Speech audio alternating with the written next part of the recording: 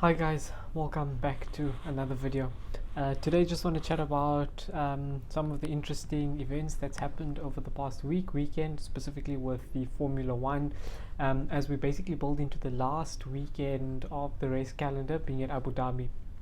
So for me, Vegas last week was, in my opinion, I think one of the best events on the calendar, and I'll tell you why I think the best. I know it's a bit controversial.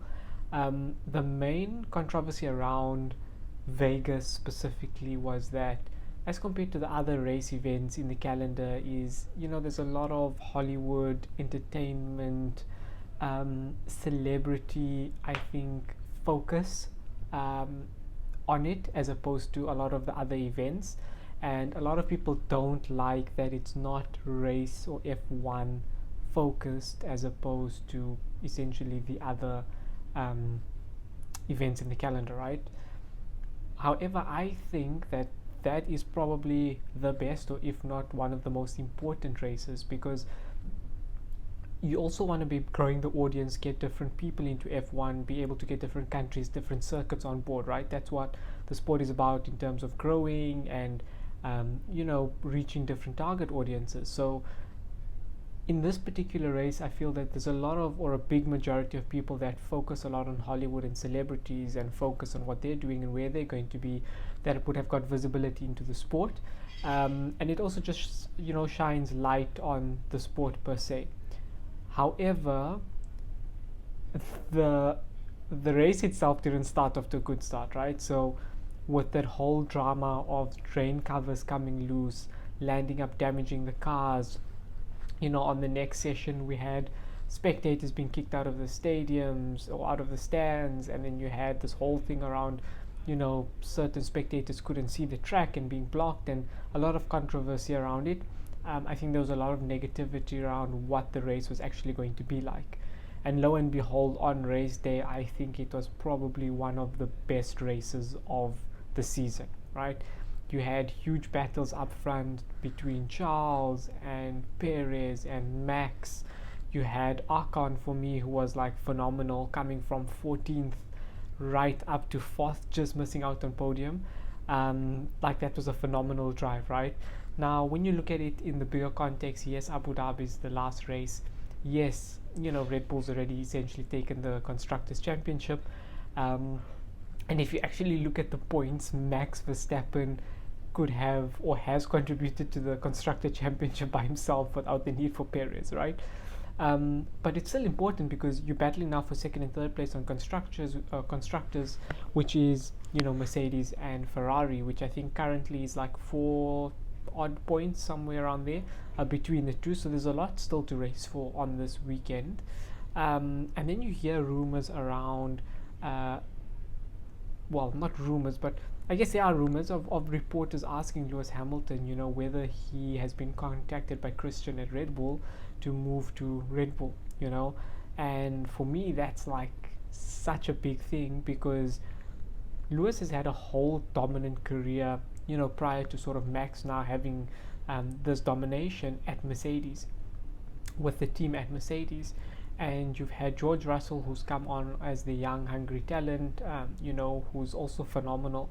And we know that the Mercedes car this year is not up to scratch. And so if Mercedes are able to fix those issues and deliver a more competitive car, what does that look like next year, where you've got Ferrari and you've got Red Bull, I think, really competing, right?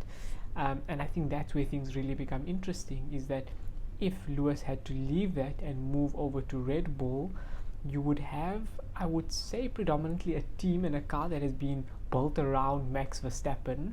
And Perez has caught a lot of flack in terms of performance and things like that, but don't forget, he also was able to give, my opinion, Max the championship last season. And if you had Lewis Hamilton in there, you have basically 2 world championship drivers in one team that are going to be very active and competing. And how does that dynamic work? So yeah, that's going to be very interesting to see what comes out of it. I know Lewis has denied it, but in what I've seen in F1, you don't know until it happens. So let's wait and see. So it's looking like it's going to be a really good last race at Abu Dhabi, and then we'll see what next year has to offer. So that's just something that I wanted to pick up based on our last discussion. The other two cars that I wanted to have a chat about was around a Lucid Gravity as well as the Pagani Imola. And I think these two cars are completely on different ends of the scale, right? So you've got the Pagani Imola, which has, Pagani's or Mercedes AMG engine, V12, 800 plus horsepower, 800 pound-feet of torque, in a roadster type format that's been aeroed out completely, sequential gearbox, rear wheel drive, really about that driving emotion, raw feel.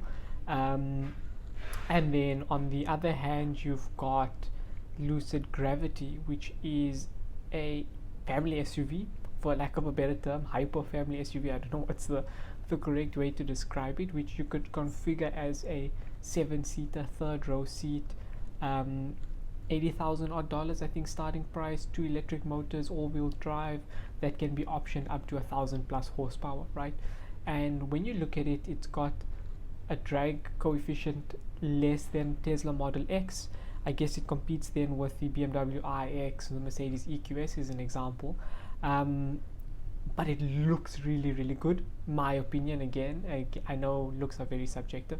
I think it looks really, really nice. I think it looks really luxurious. The fit and finish is great, and you've got huge power available if you want it. Why would you want it in a 7-seater? I don't know, but that's the world we live in. And I think that's why I wanted to bring these two cars up, is that it's a good build on the talking point we had last week, where we said, I think that EVs and electric cars are good for the automotive industry as a whole, because it's going to push manufacturers of cars that are already playing in the electric or EV hybrid space to be better in terms of performance, in terms of the way they drive, in terms of offering that unique experience, which I think the Lucid Gravity really does now. And I also said, on the other hand, it's going to force manufacturers who don't want to play in that space to really go and offer a unique proposition to the customers in terms of road feel, driver car engagement, right? So have that raw feeling, and that's what's happened now, right? So you see this Lucid that's come out using all of this technology, super luxurious, massive EV power, and on the other hand, you've got a Pagani Imola that's come out that's really, old school, rear wheel drive, no roof, get all the sensors going, sequential gearbox, V12 engine, massive horsepower. And I think that's still going to be a trend moving forward. So I know we're looking at other cars that may be coming out as hybrid, big power cars like a M5, which is still supposed to be a driver's car, but I think this trend will still continue for a while, where you're going to have really hardcore or very driver specific focused cars, which I think are going to get better and better. And then on the other end of the market, you're going to have this EV sort of hybrid technology space that is feeding across the board, right? That's going to feed into SUVs, that is going to feed into small hatches, they're going to feed into sedans, that's going to make them faster, more comfortable, more luxurious, and almost give you a new user experience, which for me is not something I'm going to complain about, because I think there's a fit and purpose for both, right? You could have that EV daily experience, but then you could also have on the other hand, the raw driving, experience and what it means to be a petrol head. So I think a lot to look forward to in upcoming times. I know the Geneva Motor Show also happened. Nothing really there I wanna chat about. It was in Qatar and it's going back. So I'm not sure what all of that was about. But as you may have noticed in the last video, I said I'm in Australia, so still looking for a car. Haven't decided yet on how and what sort of which type of car I'm going to be going for. So would appreciate any suggestions and any feedback, and hopefully I'll make another video next week. Thanks, guys.